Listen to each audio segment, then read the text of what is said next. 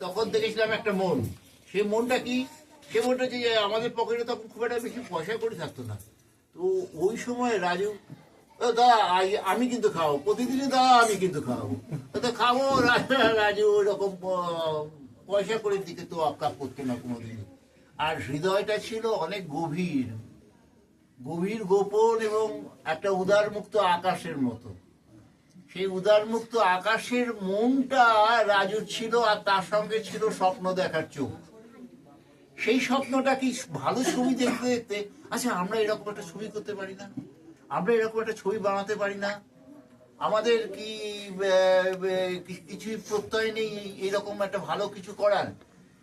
তো সেই রাজু কিন্তু পরবর্তীকালে চিত্র পরিচালক হয়েছে এবং জানেন আপনারা অন্য ধরনের ছবি করেছিল। সাধারণ ওই ব্যবসায়িক ছবি যেটাকে বলা হয় কমার্শিয়াল ছবি, কমার্শিয়াল ছবি খারাপ বলছি না, কমার্শিয়াল ছবির বাইরে অন্য ধরনের চিন্তা ভাবনার আদান প্রদানের মধ্যে দিয়ে সম্মুখ যোগাযোগ গড়ে ওঠার মানুষের সঙ্গে, সেইটা রাজুর মধ্যে ছিল।